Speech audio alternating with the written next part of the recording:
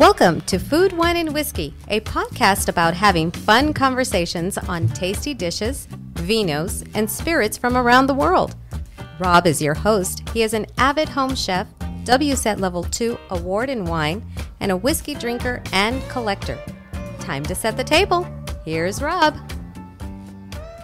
Hey everyone, thanks for stopping back in for another episode. We appreciate it very much. Big shout out to all of our listeners. We appreciate you guys.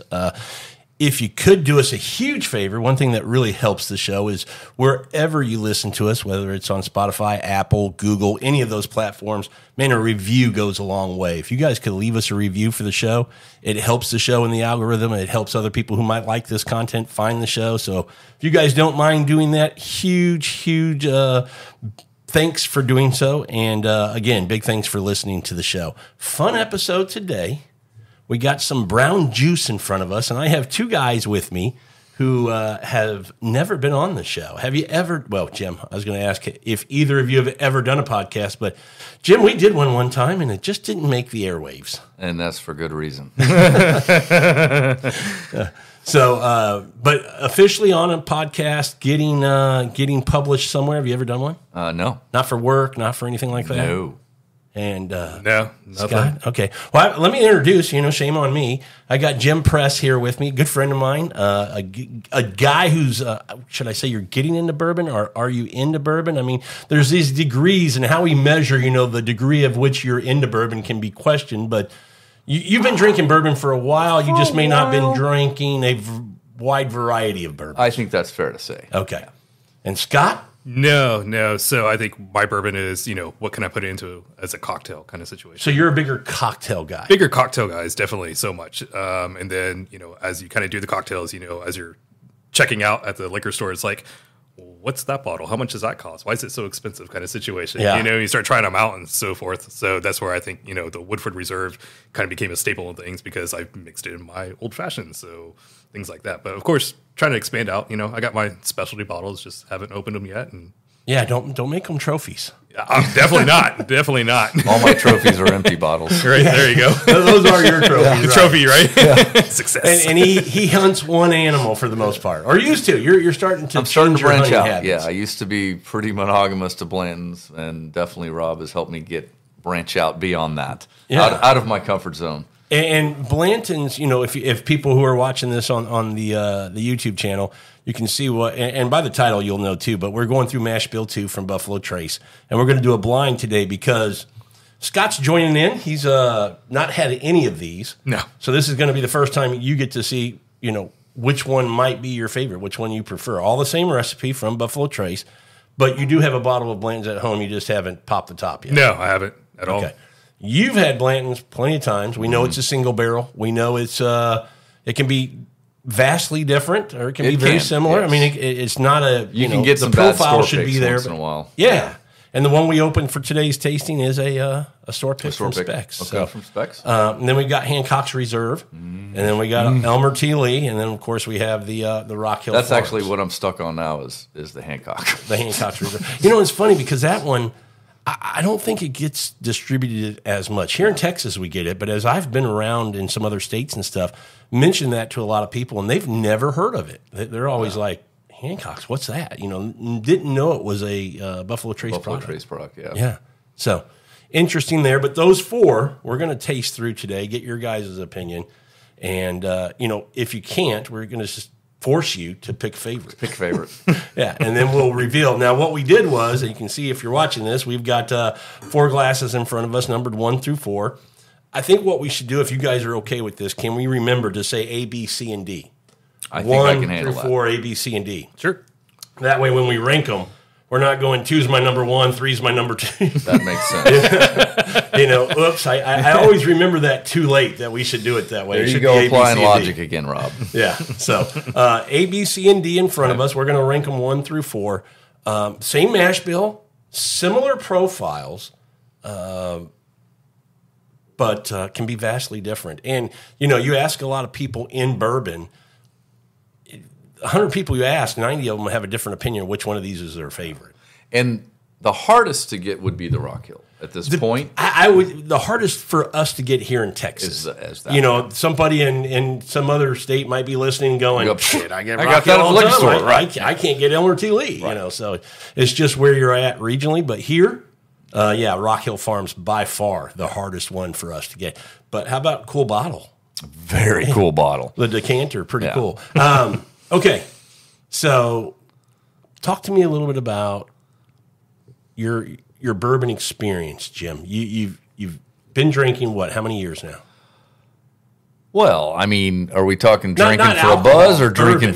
drinking for taste and for that? Instead of effect. I'd put it in a 5-ish years. If I recall, and I may be off on this, but I actually think the first Blantons that either one of us had was a bottle I had found, and we killed it in my backyard one night. Oh, that might be true. Now That's been more than 5 years it ago. actually has, hasn't it? Yeah. Well, but we killed it in one night, meaning we probably weren't drinking it for taste. Well, not only that, if I remember right, I think we were putting big ice cubes in there. We probably were. We didn't know any better. We weren't. But we had a hell of a night. Yeah, we just thought it was good cool time. to be drinking Yeah, the horsey bottle. We were drinking the horsey bottle. Yeah, which was So cool. that was cool. Yeah. But yeah, to your point, it was definitely lots of ice, and I wasn't on a journey yet. Yeah. That's probably what started me on my journey. Now you're at this point, you're still kind of in this proof of 90 to 100. You don't want to go much more than that. It's still a little bit much for your palate. I found when you start creeping over 100, it's a little hot, need it watered down. That said, I've probably had something that's plus 100 that was just super good that didn't need that. But for the most part, I'm more of a 90 guy at this point. And I'll say too, you know, you can find sometimes that you can get a bourbon that's 93 and it'll burn you. It just drinks hot. Yeah. And so, it's just kind of hit or miss on those. But what I would say is your palate, I think we need to start nudging you over that 100. I think if we can get you into that 100 to 120 range, you're just going to get a little bit more, you know, because makes sense, right? Right. The less proof, or let me say it this way: the higher the proof, the less water that went into it to dilute it down. Yeah. So you're getting the real deal. You're getting some more flavor. Yeah. That's the thought. That's the theory, and I think it's accurate because it just kind of makes sense from a, science matters. Science matter. Yeah, makes sense. And Scott, do you drink? We just said you're a cocktail guy, but you do drink some bourbons neat. Or are you always an ice cube or a little water in them? No, so I've always kind of been more on the cocktail side. So it always has a little ice cube, water or something like that inside of it. Nothing ever really completely neat. So you mentioned to me that your Woodford Reserve Double Oak is kind of your favorite now. Yeah. I really like the taste of that one. So, but again, I haven't tried enough other bourbons to say this is why I like this one. Yeah. So it just, I don't know, it just hits differently for me. Well, I mean, you mentioned when we were talking coffee earlier that you like that chocolatey kind of. Yeah. To me, that Woodford Double Oak, it gives you some of that. Yeah. Maybe that's easier on the coffees because they kind of label like, here's the flavor notes on it. Whereas you get a bourbon, you're just like, okay, it's bourbon. You're on your own. Yeah. You figure it out. Okay, so are you going to be okay to drive home after this? Oh, definitely. Yeah. Don't worry. You haven't had my cocktails, so. So you're talking about a lot of liquor with a splash of a couple other things. Yeah, lots of different liquors in a splash. So. All right, all of these bourbons are 100 or less. Rockhill Farms being the highest proof right at 100. Right at 100. Elmer T. Lee 90, Blantons 93, and the little baby in the bunch coming in at 88.9 is the Hancock's Reserve. Yeah. All of these, if I'm remembering right, should be in that 6 to 8 year range, which I think is a sweet spot in bourbon. I think it's an area that makes really good bourbon. The bourbon market now is getting the demand is still so high that you're getting producers that are putting out 2-year-old bourbons, 3-year-old bourbons, and still charging you $80, $90. And I have a little beef with that. I would have a beef with that too. Yeah, if you haven't heard my episode why I'm over bourbon, go listen to it, and you'll find out why I'm not drinking. I'm not drinking it anymore. I'm just not hunting it because it's just gotten ridiculous. But do you think that's going to change? Is that going to come back down to earth again? I mean, it's like a lot of the fads. I mean, you've seen it in the wine industry. You've seen it with various other alcohols. Is this going to come back down to earth? I think it does at some point. Okay. It's just I will say this: I don't think we've leveled off yet. I think the trajectory is still going up. And the only reason I say that is because I'm in some bourbon groups locally and nationally, and just seeing people. No fault to them. I don't give anybody a hard time because we call it the journey. We're all on this journey, and we've all been at these different spots in the journey. So we all chased Blantons and we're just so excited when we got a Blantons bottle. I'm still excited if I get a Blantons bottle. You're right. That's not going to change. And so, I see people, some other people in the groups might give them a hard time because they're posting about a bottle that they got that they can't wait to try or whatever. That's fine. But my point is there's so many of those people still joining and posting in these groups that I'm going, let me also say, I'm 55 years old. When I was in my 20s, I was strictly a beer guy. And again, I was drinking for effect, not for... Right. Exactly. But in today's world, we just have this society now that we want to know where everything comes from, whether it's, the steaks, the cows, where did they graze? What kind of feed are you giving them? Coffee, where is it grown? How's it handled? How's it harvested? And the same with bourbons. Everybody wants to know what's the quality, so I think everybody's into this kind of the actual product itself and evaluating and appreciating what it is for what it is. And you see that with younger people. I mean, I see 23, 24, 25-year-olds that are collecting and drinking bourbons. And at that age, I would have never even thought to do that. No. That's the difference. I think the connoisseurs are getting younger and younger. Yeah. Same with wine, though. I see it in wine as well. And, I'll be honest, part of me goes, I'm jealous because I wasn't that, insightful back then to know, what kind of badass wine could I have right now if I would have known to. Yeah, but there's something to be said for getting that more expanded palate when you can actually afford to use it or buy the stuff to go with it. Right. So, that's true, too. So being young and into that would probably be frustrating. Right. That's frustrating, too, that they can afford it. Well, so that is fair. Yeah, if they can't afford it, then now I'm even more pissed. Yeah, we had to suffer. They should have to suffer. That's a good point. Keystone Light, you should drink till you're 30. Exactly. Yeah. Where's the Carling Black Label? That's you right. got to cut your teeth on that. That's right. Jim Beam White Label. That's all they should get right now. Yeah. But to go off that conversation, how you say that you think it's leveling off or it's not there, and what's that next evolutionary step? Is it going to be like the tequilas, mezcals, rums? Okay. So.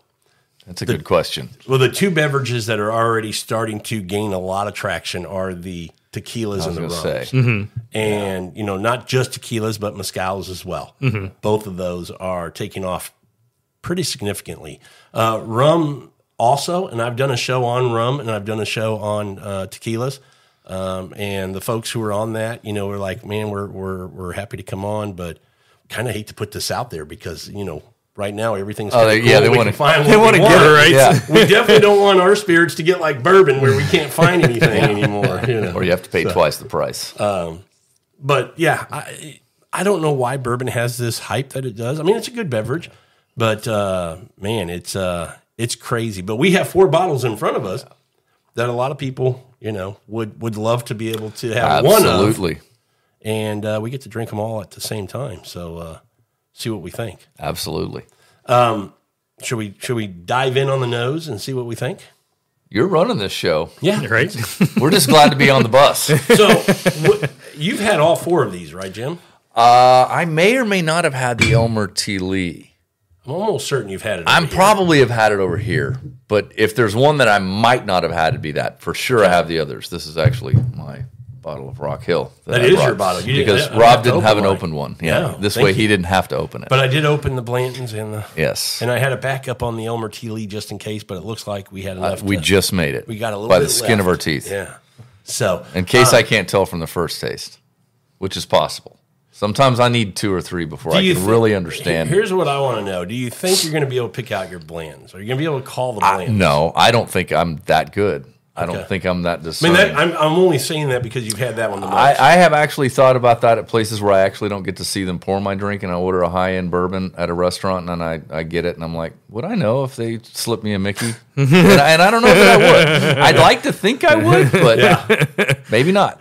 Yeah, that's a funny story because I had a friend of ours. We were at we were over in the hill country doing something. We were at a restaurant, and they had a bottle of I forget which Booker's it was.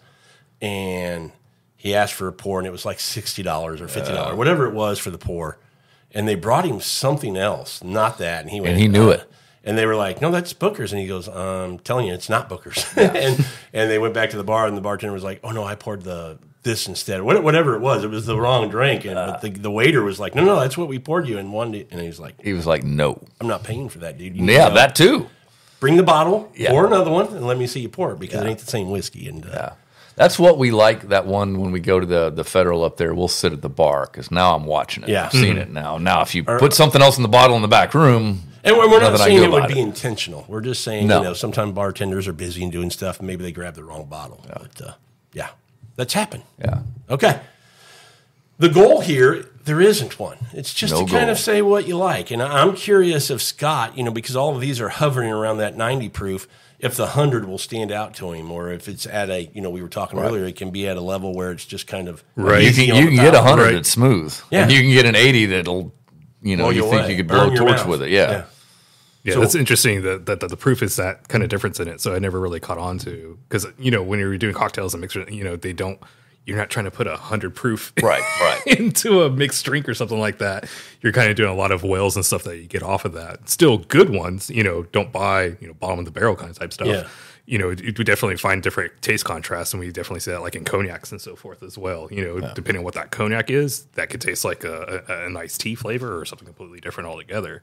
So I think where I come from and those, like I can taste those differences, but at the same time, whenever I taste them, I'm going to be like, well, what happens if I put a little of this in it or a little of that? How can I modify that bourbon or that something? Just tweak it slightly to give it a completely different complex to it. Okay, you bring up a good question then, Scott, because I've always wondered when I see some people make, and even at bars when they have behind the bar in the well, lower proof spirits, whatever it might be, bourbon, rum, or whatever. Mm-hmm. And I'm going, man, don't you want a little more kick on that so that it stands out a little more in the cocktail? But not always. It really depends on the drinker, with most things. Just like how we're going to taste these. His taste is going to be completely different than mine is and yours and so forth and things like that. So I think kind of a question to go back to those people is what is are you want to be on the sweet side or the heat side? Okay. Things like that. And then maybe from there you can pick a bottle and choose and so forth based on those to fit that profile of what they're looking for. So like I said, going back to the cognacs, I can do a thing of Hennessy and a thing of St. Remy, two completely different tastes. Yeah, two different tastes whenever I do like a walk on the beach or between the sheets or something like that. One will taste like an iced tea and one will just have a completely different taste. And even when I make my eggnogs, I'll use the St. Remy because it has more of the, I would say, how do I put it? Like the florals and different things like that, a little bit more earthy tones and so forth. Yeah. And that gives that eggnog more spice to it at that point. Where if I use like the Hennessy, it falls a little bit flat. But even still, I can do the same thing because, whenever I do the eggnogs, I put in bourbon, I put in cognac, and I do rum in it. So now I'm doing all different things. So I could do a Woodford in it, or I could do the Hennessy versus this, or I can do the rum where it could be like a plantation or something else in those, and every one I make will have a different profile across the board. So it's really hard to say, wouldn't you want more kick in it? Well, that depends on what you're going for and what's your profile. So you're not always my thought there was, or my reason for asking that question, because I always thought, when you're making a cocktail, I want a little more punch on it. And maybe that's just me thinking that. I think a cocktail comes down to you want to enjoy the drink and sit back. It's a social. Well, that's what you just kind of opened my mind to, is that it's more about when you talked about off of that spirit, I can get certain profiles or,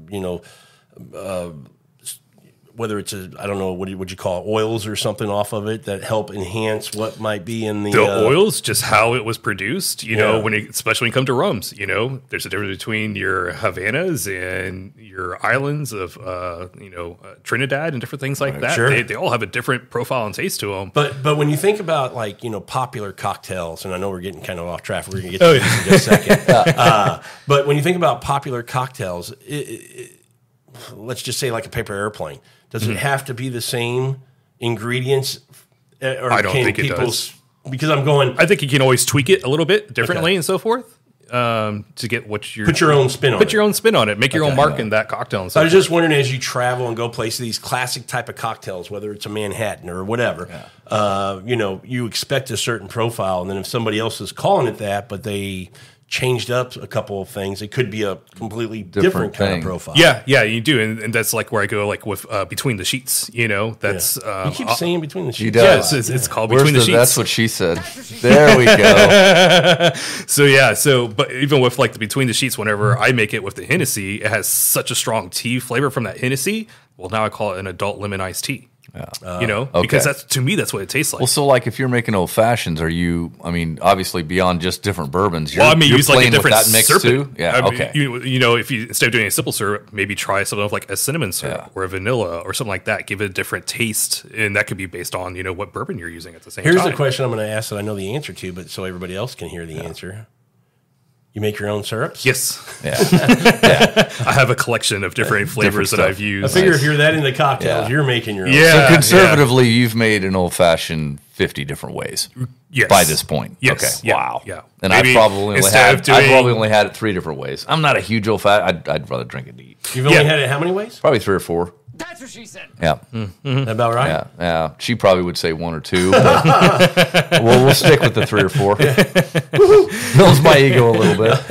Yeah, but try different things. Maybe instead of doing like an orange twist, maybe try like a lemon twist or something like that. Maybe to probably a little bit more acidity based on what that is. It's really, cocktails is one of those things. Make it to what you like. Don't try to go with what everybody else thinks it needs to be. Absolutely. Yeah, and I think that's most stuff, even with these bourbons and things like that.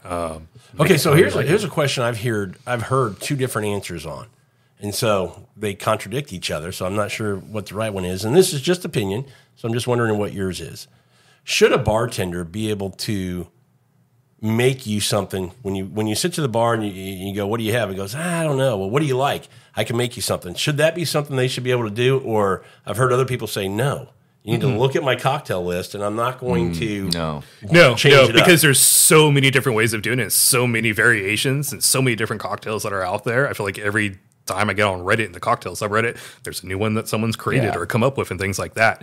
So to me, if I go to somebody and say, hey, can you make this? We may just start a conversation off of that. Yeah, I know how to make that, but have you tried it with this? I'm like, oh, that's a good idea. No, I mean, just in general, if you go, man, I don't know what I like, but I like, this. I think that goes back to that conversation of, do you want something hot or do you want something sweet? But should a bartender be able to do that? Or should it just be look at my cocktail list and just pick something? No, I think they should, but I think at the same time, they can go back to the flexible. list and say, I know these are a little bit on the sweeter side and these are a little bit on the harder side or something like that. And they should be able to modify it a little bit to what they think your profile might like a little bit more. I would say if someone came to me and say, I would like a drink, make me something that I would want to have, and then I would strike up a conversation. What do you like? What drinks have you had in the past? So that way I knew what to build off of. Yeah. And then from there I can say, well, try this because it's a little bit sweeter. And they may drink, yeah, that's good, but it's a little bit on the strong side. Okay, well then let's try the next one that's on my list that I think fits that palate. Yeah.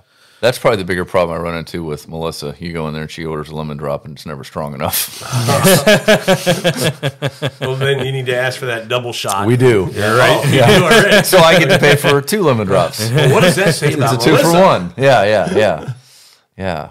Okay, you can tell, boys, I'm already nosing. He's nosing. I'm getting into them. So I've got some thoughts already. I'm looking at these color-wise. What do you think? I mean, do any of them look any darker to you than the? They are all very similar, but it almost seems like the 2 bookends are the darkest. Yeah. 3 and 4. Yes. Maybe- No, bookends. So A and D. You've already broken your rule. Yeah, I did break my rule. Good catch, Jim. That's okay. That's why I'm here. I'm saying A and B are look to be my darkest. Now it could be that the light's coming in over here. Yeah, we've got some different lighting. Yeah, I was about to say, I feel like the lighting is coming in because I feel like these 2 here are darker. Yeah, than so what these screw 2 that. are. We won't Yeah, we won't look at that. Let's just move on to nosing and tasting. They're like we said earlier on. They're all about 6 to 8 years, so it's not like we're going to look at something and go, looks like it might have more age on it. They all should be similar. Okay, so what we're going to do, and again, my wife went through and poured these. She gave us We have no idea. The key is over here. Jim has it on the other side of him. We'll be able to open up later and see what A, B, C, and D are. So we don't know. I feel like I've got a Blantons in here somewhere. I've got my favorite nose is D. Is it really already? But I'm going to go back through it. Okay. I think that's fair.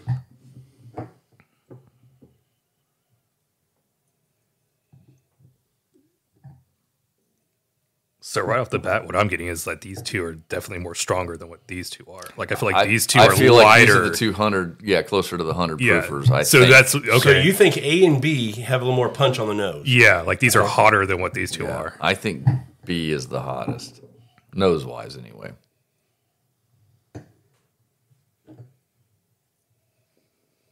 Yeah, I agree with you. I think A and B are very similar in nose. Yes. I mean, it would be hard for me to tell you that they're different bourbons. Hope Sandra didn't screw this up. See, we all got the same thing. It's all the same. Yeah. She poured 2 bourbons. And it's none of those 4. No. And same with C and D, man. They are... I think you're right. The noses are... The noses are similar. Very similar. Sweeter, almost. I think sweeter, yeah. too. Mm-hmm. Yeah. Okay. And again, you guys have... Do you hope you like one the best, Jim?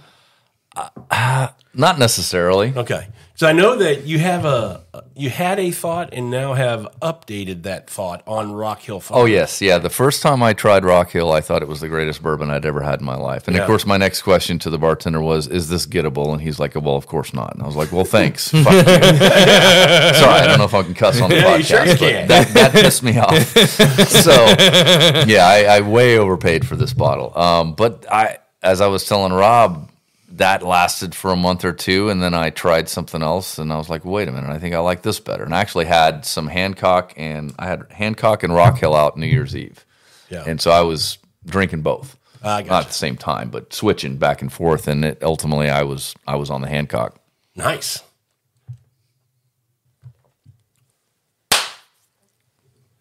Okay, so that's your story on Rockhill Farms. That's my story. I'm sticking to it. So today, you don't care if you pick it as your favorite today. It does not going to bother you. You don't have an opinion that you're like, I just in my mind, I don't think I like it. So if I pick it today, God dang it. Well, yeah, actually, I don't want it. I'm going to rephrase my answer. I don't want it to be my favorite because it's the hardest to get and it's the most expensive. Oh, well, that's a good reason. So there's that. That's good reasoning. Yeah. Scott's never had any of these, so he doesn't give a crap. He doesn't care. Don't care at all. No, not He's whatsoever. just going, I hope I like Blantons. He's got a bottle. He's got a bottle, exactly. I'm hoping it's this one. He's already picked it out. Yeah. Okay, I've got a favorite on the nose. Which one's your favorite on the nose? A and B. They're the same. Okay. I would say, honestly, though, B to me is my favorite on the nose. I like A and B. And I still am saying B's the hottest. See, like A, to me, like the first time I smell it, it's like pretty sweet. And then after a minute or so, I can get like it's stronger. B, I'm getting a little more like a hint of floral on the back of the nose. As I'm stopping nosing it, I kind of get this like fresh flower kind of on it, which I kind of like. Favorite nose is D. I'm sticking with my original. Are you really? Yep. Okay. Scott, you said your favorite is C. C was my second for sure. I feel like C and D, I'm struggling to get a lot on them. They're not opened up yet, but I don't know why. And I feel like A is way hotter than B is. And I'm just the opposite, but these are the 2 hotter ones, but I feel like B's hotter. But I will tell you, I've had a lot of times where I've ones that I think are fantastic on the nose, 100%, disappoint on the palate, and then the reverse of that, ones that I go, man, palate's not great, but holy cow, is this delicious? I've had some that I thought burned my nose hairs, and then I actually tasted it, and I was like, oh my god, this is so smooth. There's no way this is 110 or whatever they said it was. Yeah, exactly. Yeah. So, all right, you guys ready to dive in? Sure, absolutely. Drink through them. You can do it however you want. I usually, before I make my opinion, go through them and then. Back through them just to make sure. And to be honest with you guys watching, listening, this is our first sip of the day, so we haven't had any kind of warm-up pour, so our palates are going to be a little nothing but coffee and water. Yep. Yeah, we had breakfast. We got a little food in us this morning before we... we got biscuits in there to sop this up. Biscuits and gravy this morning before we started drinking bourbon on a Saturday morning at noon. Well, Scott, you don't have to chug it, dude. It's not a shot. I'm kidding. Shot. I like his approach. He is taking his time with good. that. I have a big mouth, so I got to make sure it gets all in there. I was going to hit something, but... If I can feel it in the gums, I know it. It's interesting. So I feel like, to the point I just made about we haven't had a pour yet today, I need to let my palate rest for a second because that was a bit of palate shock for me. And to be honest with you, it's not going to be fair to number one if I just moved on because it's still kind of... Yeah, the next one's going to automatically be better. Should we done tequila shots and then start Probably that should have. And I thought about giving us a warm-up pour, and I said, we'll just kind of ease into it. These aren't high proof, but still, Saturday morning, 6 a.m., you shouldn't be drinking... Oh, no, it's not 6 a.m. It's not 6 a.m. It's 6:30. It's 6:30. But yeah, it's still a little bit of a shock. So I'm going to give I'm taking that drink. I'm starting to, I'm getting this nice Kentucky hug in my chest. Yeah, there you go. Yeah, I'll be honest. I haven't had a pour of bourbon in about a week and a half. Now, am I legal to cleanse my palate between? Sure you are. Okay. Yeah, absolutely. Absolutely. That's how I like to roll. Yeah. I do like the aftertaste of this as well. It definitely... Go ahead. I don't know exactly what it is. I'm tasting it though, but it definitely it's like you said. I think it's that shock, and then as it cools down and so forth, I'm starting to get a lot more taste notes that are coming off that coolant on the backside. I can't pinpoint it just yet. I'll have to go through them, and then maybe I can figure out what it is. But that's a good indicator for a quality bourbon. That it has that length on it, that you get to enjoy that flavor. Because these are sipping whiskeys, right? We were giving you a hard time a second ago about shooting it, but these are sipping whiskeys. These are on a cool night out back, sitting down and enjoying that. When you can have one that you can take a sip of and you can enjoy it in the palate, it lingers for a little while. That's a great sign for me that I can just sip on that a little bit longer. Well, and I jumped ahead to B, which is the one I said was the hottest on the nose, and it is so smooth. It's not hot at all. Like, at all. It's just good. It's just good. Yeah. So initial thoughts from A to B? I like B better, but really I'm a little concerned that the thing that you just said, A may be screwed because he's the first. That's why I'm going to go back to A again now. Yeah, I will too. Yeah. I'm wanting to call my shot and say that B is the Hancock's Reserve, but I don't think I'm that good. I'll tell you what, though, A is You're good. right. B is way smoother. God, it's so smooth. And this is good. Don't get me wrong. A is very good. A's absolutely delicious. But right now, if you put a gun to my head, B's getting it. We haven't even made it to C. Oh, okay. A is delicious. A is delicious. And I'll tell you, I haven't got to B yet, but starting with A, and again, first pour of the day, it's not hot on my palate, per se. It was just a bit of shock to the palate. Just money. But it's very, I hate people. I know people hate this term, but it's smooth. It's easy on the palate. When people say smooth, I'm fine with it because it just means it's easy on the palate. It's not burning the back of your mouth. Right, right. Hot, super hot in your chest. So I thought A was delicious. Yeah. Most people would say, duh, dumbass, you're drinking 4 really good bottles. Obviously. But none of these are going to be bad. But the only one that has a risk of being a little bit off-putting would be the Blantons, I would think, just because it's a single barrel. I don't think any of those other ones are single barrels. I know that's, I don't want to say I know. I don't know. It would say it on the front. Yeah, it would. And I could put my cheaters on. I got mine on. Just turn them around. You old guys. I know. It does not. Yes, single barrel. Single barrel. Okay. So it is a single barrel. Single barrel from Rockhill. Is Elmer Tilly a single barrel? It is single barrel. Maybe they're all single barrels. Maybe they are this bourbon single guy barrel. Learning something new every day. Yep, single barrel. Okay. So they are all single barrels. So they're and all Mashbill too. Yeah, funny. All this time, I never really caught on to that with the Rockhill Farms and the Hancock Reserve and the Elmer Tilly. I didn't realize they were all single barrels. Yeah. No batch in here at all, yeah. Which makes sense when they're mash bill too, and you're pulling barrels, and which makes you go, okay, how does that master distiller taste it and go, Blantons, yeah, Hancocks, yeah, Rockhill Farms. What is he looking for in a profile that tells you this is this bourbon? We're going to assume his palate's a bit more discerning than mine. Right. I'm going to say no. I don't know. He's no better than me. Not at all, Jim. Yep, this one's hot. You've had 12 Put bottles 120 of on that. You've had 12 bottles of Blantons. He's got nothing on you. That's probably true. That's interesting. I should have known that, to be honest with you, and I can't believe I didn't realize that. But that's a interesting question. That's a fun question that I'd like to get an answer to sometime is, how the hell do you pick? Yeah, how does he decide that? It's the same thing when you think about Stag, George T. Stag, which can be 13, 14, 15 years old, versus Stag Junior, or now just called Stag, which is like 8, 9 years old. Okay. It's the same bourbon. Yeah. It's just this one, he's like, bottle it, call it Stag. This one, let it go a few more years, and we'll call it George T. Stag. Yeah. What is he looking for? It's amazing that these guys have a palate, to your point, where they can discern tell, something and go, this needs more. And when it gets there, it's going to be a beautiful thing. Nope. Interesting. All right, I've only tasted A. I'm going to B. Little palate cleanse? Going to be a little palate cleanse before I go to C. Scott's already shaking C around. Still like this one better.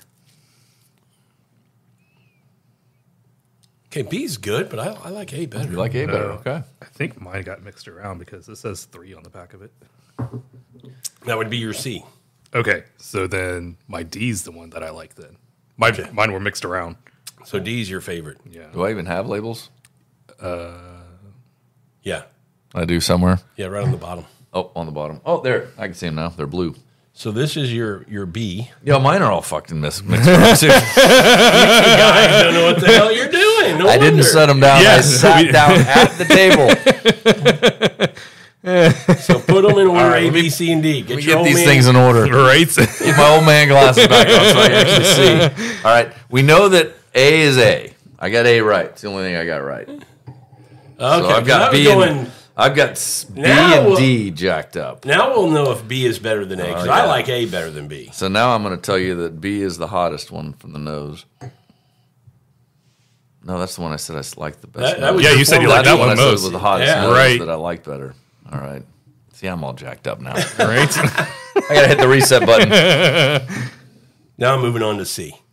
It's already had...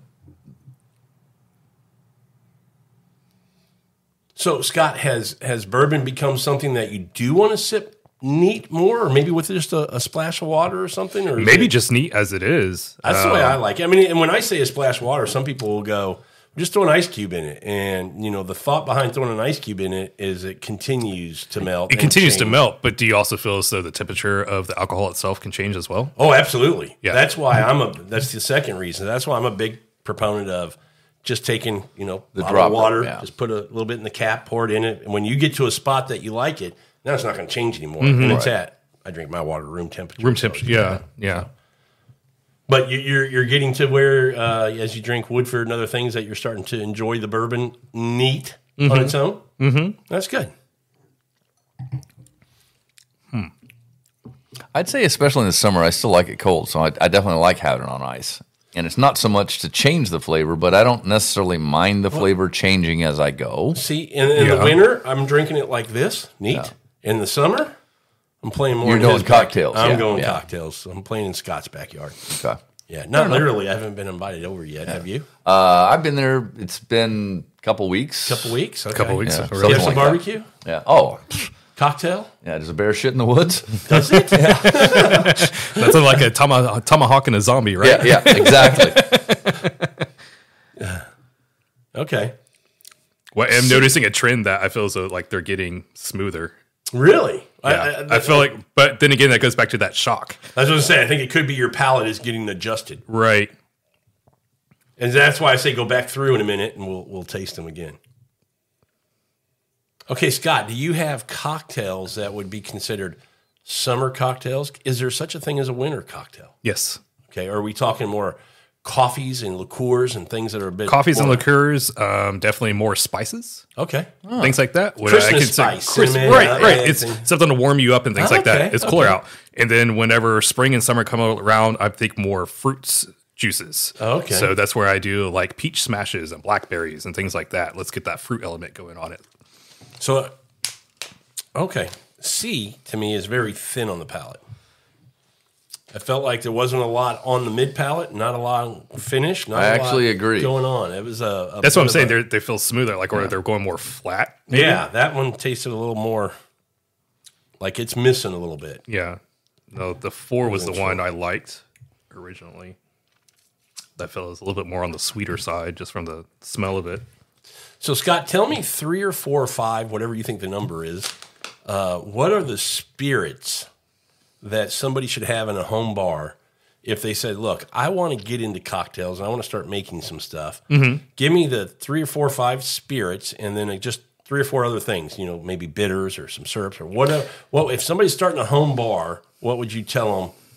Not to go crazy. You're on a budget. You're going to go spend $200 to start my home bar. What are you going? Yeah, I mean, I think a better way of approaching that is maybe go out and try it first to see what you like. Do you like tikis? Do you like old fashions? Do you like martinis and things like that? I'm thinking not maybe you're going, look, I do entertaining. But the thing is that if you're more on the tiki side, that's a completely different 5 different bottles than if you were doing like simple Manhattans or like I said, old fashions, different like that. That's a completely different set. So to me, I would say try and see what you like first, and then maybe kind of build it based off of your taste profile, what you like to make. Because like whenever I make certain things, I could probably use 3 different, bottles of rum in it just to make that one drink. So it's hard for me to say, oh, buy these 5 bottles, which is, of course, what's the top 5 staples, a vodka, a rum, whiskey, and things like that. And if you do that, I feel as though you kind of limit yourself because you only have these 5, but it's going to be a very narrow window of drinks that you can make. Well, what I'm thinking more of is if you know nothing and you don't even know what you like. So you go out. Then I say go out there and try and see what you like and then base it off of that. Because I still really, I feel as though if you buy just a top 5 liquor, you're going to have a very narrow window. You're not going to expand and kind of build off of what the taste profile is. Don't you still need like a gin, a vodka, a bourbon, a scotch? No, even scotch. I want to say a lot of scotch mixed drinks. Yeah, more on the bourbon side. So, of course, it would just be like a bourbon, a rum, a cognac. Okay, I would do a vodka as just kind of a normal mixer of different things. And then as that 5th one kind of comes around, maybe do a liqueur of some sorts. Okay, because I didn't. Okay, I guess really answer my question. Yeah, or a tequila. What would George Thorogood say? I drink alone. Yeah, or there's only 3: 1 bourbon, 1 scotch, and 1 beer. Yeah, that's right. That's right. Let me ask you the question this way. Do you think if you're going to get into cocktails, and I know that you can always go back to go drink and see what you like, but do you go, hey, look, there's 3 or 4 classics that I think, are crowd pleasers, that if you're somebody who entertains and has people over for dinners, I want to be able to make, 3 or 4 of the classics. What would you say? The better question to ask is, you can only have 5 bottles in your bar. What 5 are you going to have? Oh, not bottles, 5 cocktails. 5 types. You can only make 5. 5 cocktails? 5 cocktails. That's all you get. That's a good question. Yeah. So, bee's knees would be a good one to make. You got to explain each one of these. So, I know definitely will. So, bee's knees, that's going to be the in between the sheets.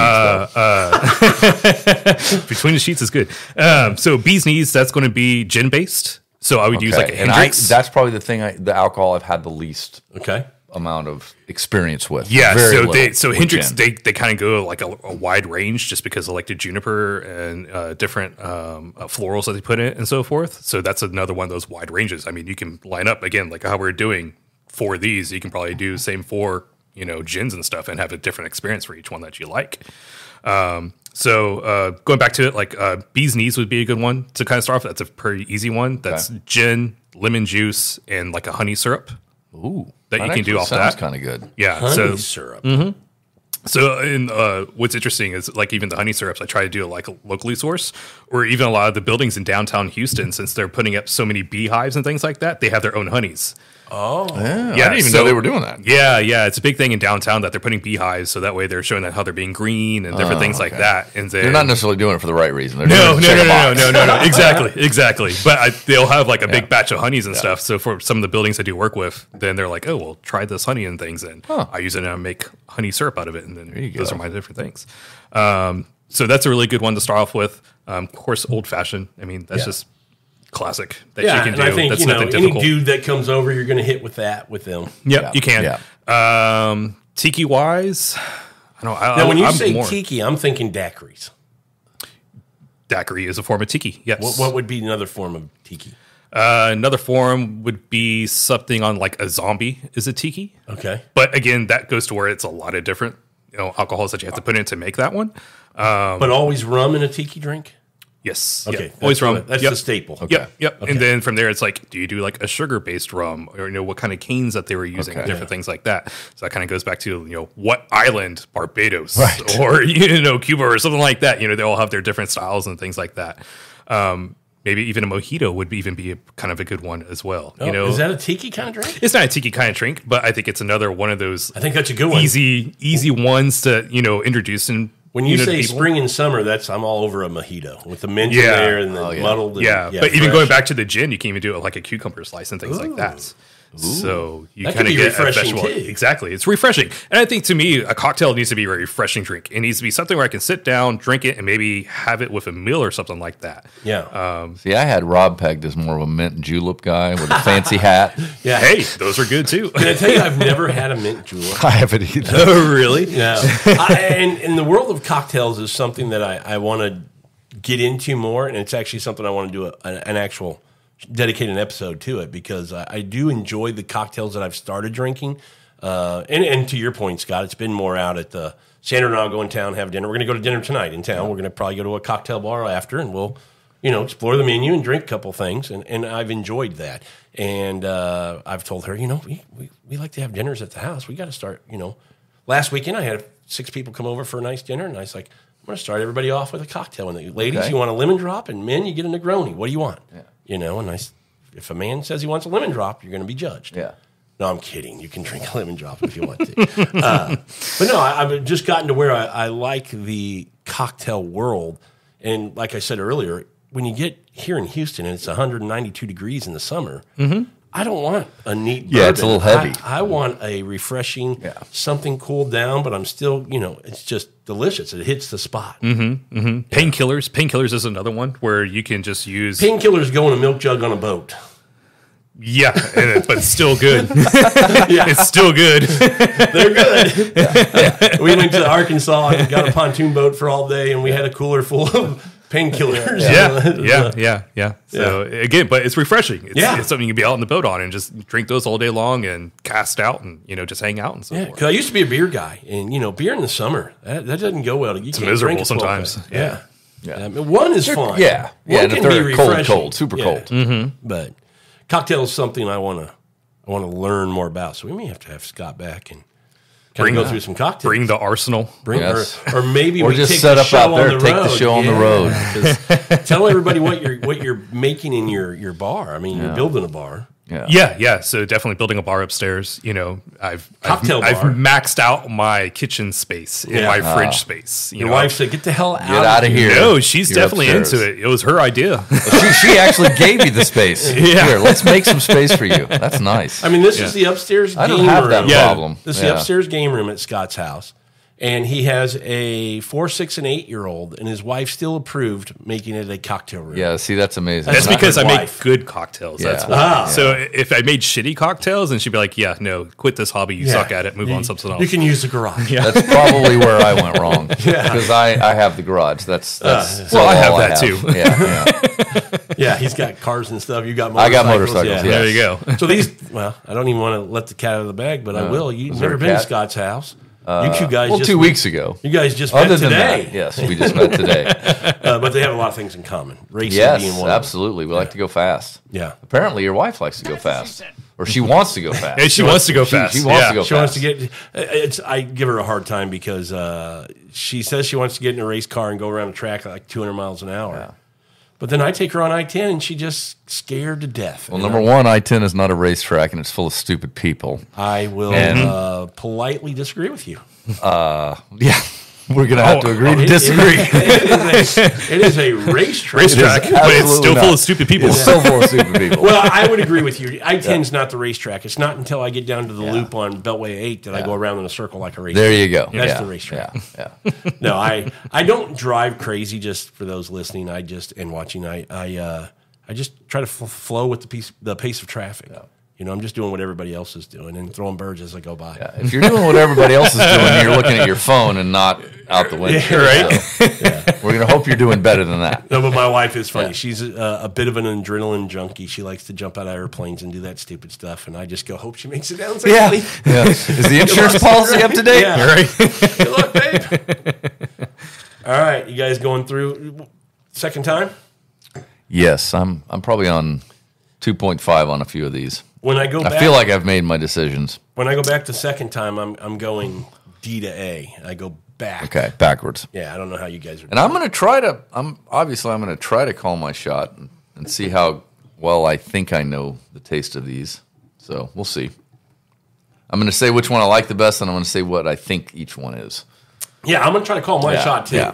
Scott got no chance. Yeah. His shot. Well, actually, he does. He'll probably be the only one that gets it right. I'm talking about calling. Now, I know, but he can guess and If maybe he does, get it if right. He does that, and you and I. Well, that'll just tell you something, which is our palates aren't that discerning. Watch him just do it with confidence. Yeah. Blantons, Rockhill, Elmer Rock- did that. Yep. I've lied this whole time. Yeah, and Rob, you said this was 88.9 proof. I'm really thinking it's more like 88.7. You think they missed it a little? I'm being Scott. Yeah. I'm pretending to be Scott. I'm still sticking out like D the most. Really? Yeah. I got to remember because I switched. I had mine wrong. Which one's my favorite? Well, that's why you taste them again.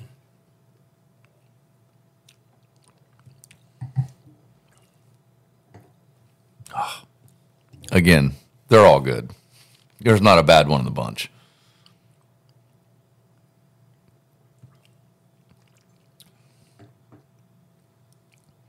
Starting to say A is the hottest one, though. Okay, I have my first and second place. A is the hottest. Now, Oh, but I'm starting to like the smell of A more, though. More caramel in it. so now you have to start to balance overall. You know, this is the better nose, this is the better palate. Because sometimes it might be this is a great nose, this is a great palate, but overall, this This one's is the best drink, yeah. Yeah. But these have also been sitting out longer, so maybe that ethanol on it is starting to clear out. Could be. Yeah, that's a good point. They have been sitting for a little while. I will say there's not one that's off-putting. There's not one that I just don't like. They're all solid, and you can see why. You know, it's Buffalo Trace. Quality products is usually what you get from there.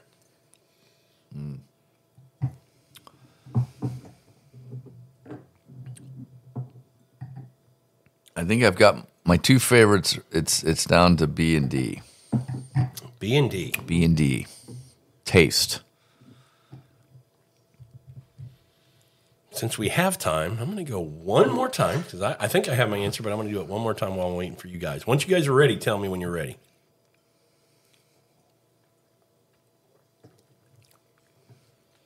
And here's what's funny. You know, you talked, Scott, earlier about everybody's palate's a little bit different.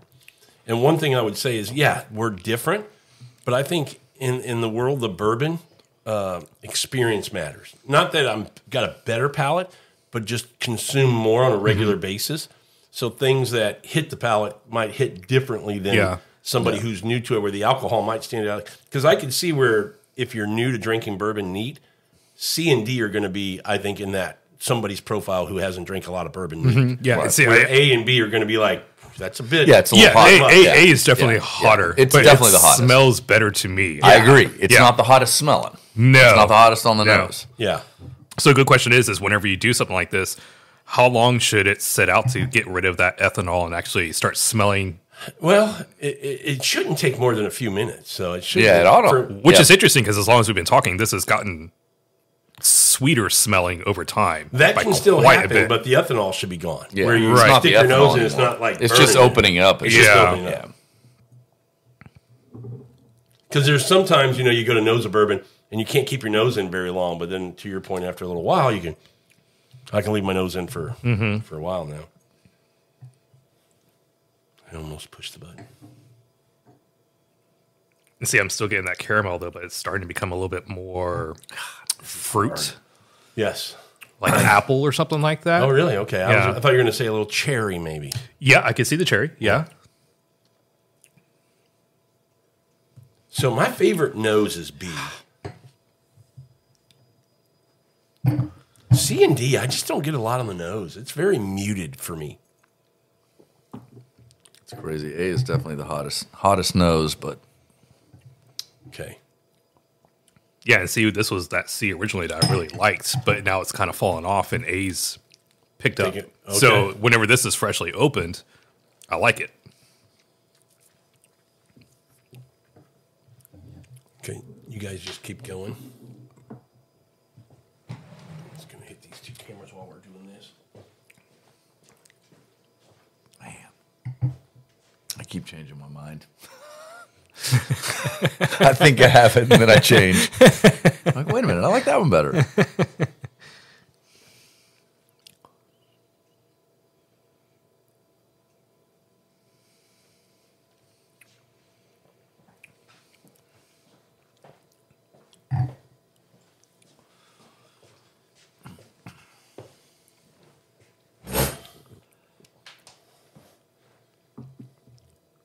So sadly, the more I drink, the harder it gets. I think I had a better idea the first round. As I've gone back through three more times, yourself? I'm confusing myself. See, and I'm confirming. Oh, you're confirming I'm confusing. Yeah. Yeah. That's experience for you folks. Yeah. I am confirming. So yeah. I'm ready to give them. Well, I'm going to let you all go first. Okay. I think that I don't want to influence. Not that you guys would give a crap what I think. But I have my order, and then I'm calling my shot. That's the part I haven't quite made up my mind on yet. What is? I think that's what's happening too. Is I'm getting more focused on trying to call my shot, and now I'm losing sight of what my favorite was. Okay, so I need to stop that. I know what my favorite is. My difficulty's been. I mean, it's almost like 1, 2, 3A and 3B. I mean, yeah, I agree. There's not one that's like, oh, this is way better than the other three. Right. No chance. Yeah. But because we need to give them. We have to give them a top rank. 4. Okay. I've got to make a decision. That's what makes this tough and fun, right? You got to make a decision. Scott, we may have to have you back on and do a show. I've been wanting to do one. Top 5 cocktails. You know, classic cocktails. Rank them. Don't give me your answer now, but you just may have to come back on and do that with us. Definitely. Not how you would do them or whatever, but just top 5. Maybe do the top 5. Cocktails. Classic, try those, and then top 5 how I tweak them a little bit for different taste. Yeah. Like I was going back to the Between the Sheets. Just he one lives there. Man, I do. It's so good to me. What's in really Between the Sheets? It's cognac and lemon juice and things like that. So yeah. So it's more of a cognac based drink. It is, but depending on what cognac, it has a different taste every single time. So it's wine. Yeah. All right, I'll go first. Okay. Hang on. That's the guy. Similar to Rob, it's a 1A and a 1B. Oh, you're on that end. I clearly have a 1 and a 2. I struggle with the 3 and 4. Oh, the 3 and 4. So you're struggling with the 1. I'm struggling with the 1 and the 2. Okay, fair enough. And I think I'm going to go. So B is going to be my number 1. Okay. And then I'm going to go D. Okay.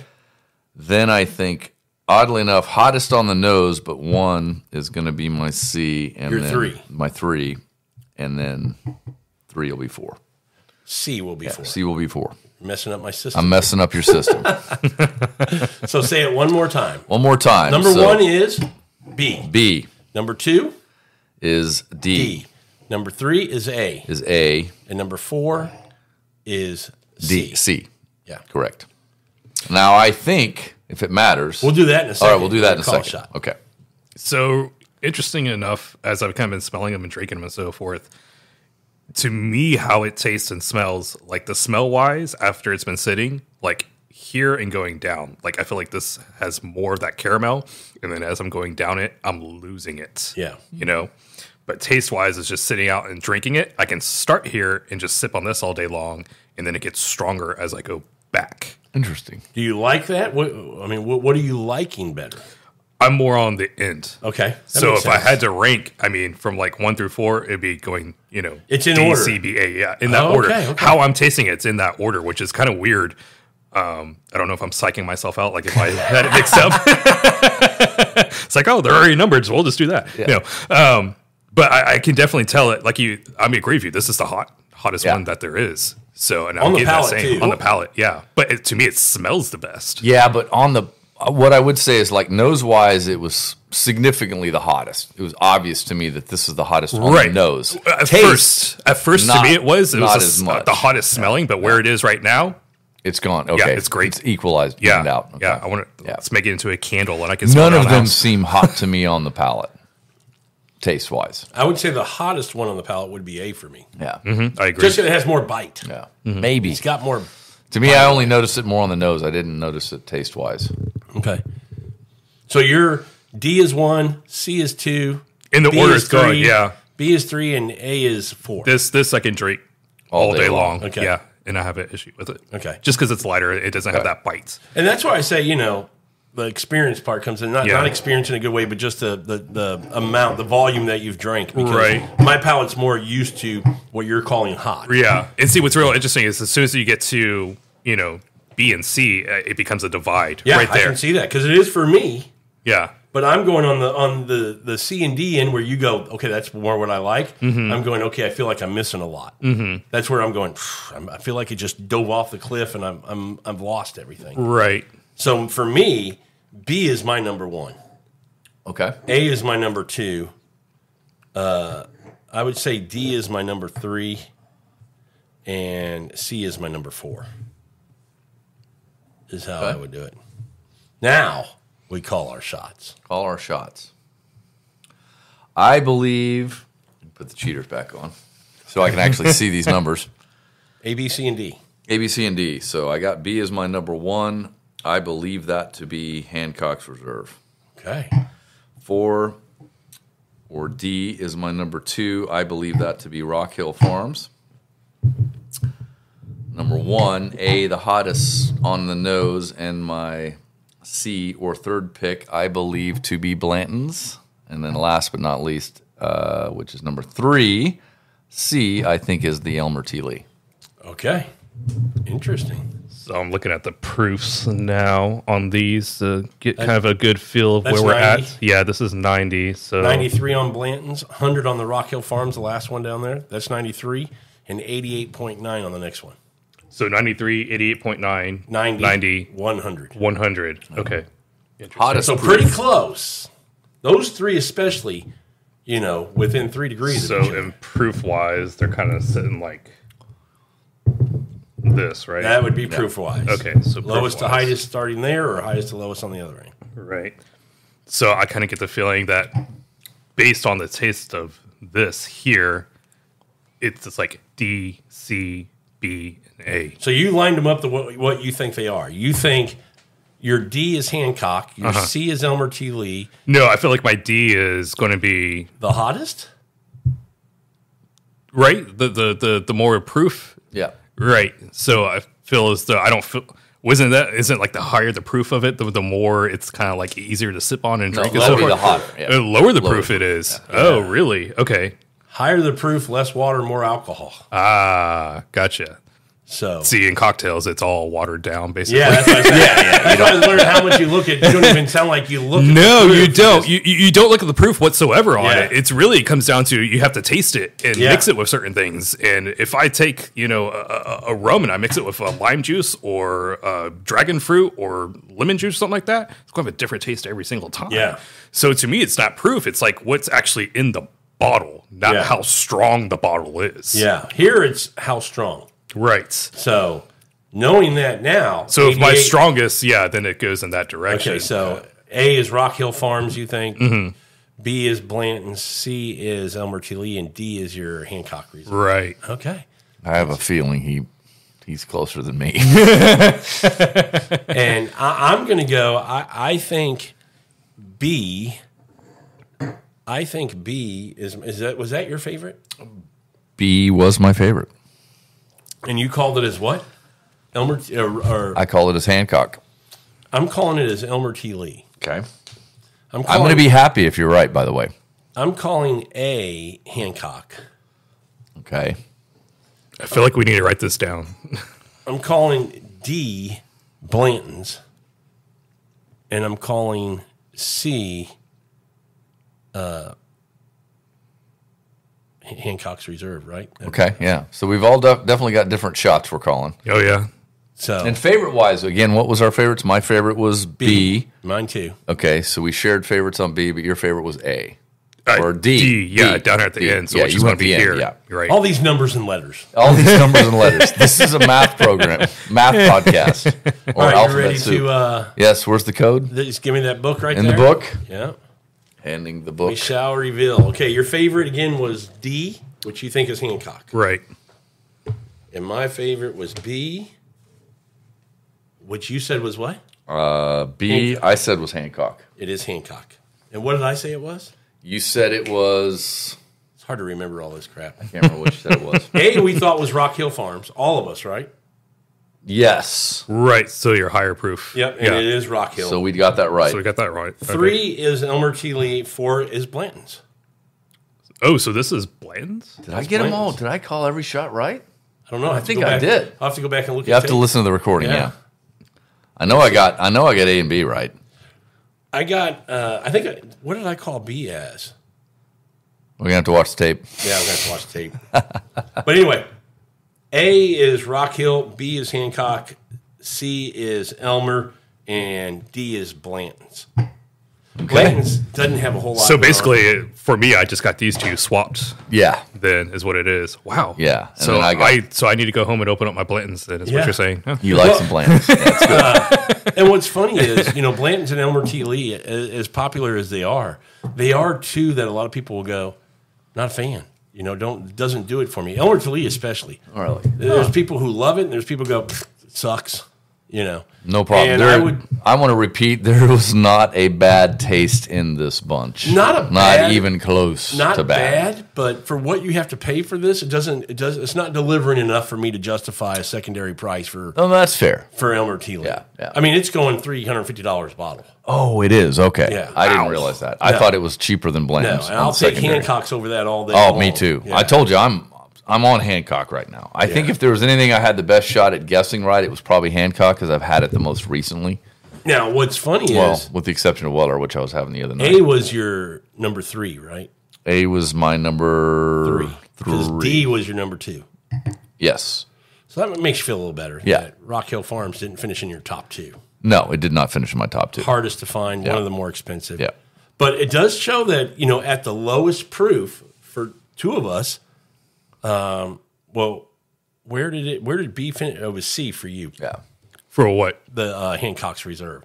The lowest proof finished, but it also shows that at a lower proof, you thought it was still a little bit hotter. And I would agree with you. I thought it had more punch on it than C and D.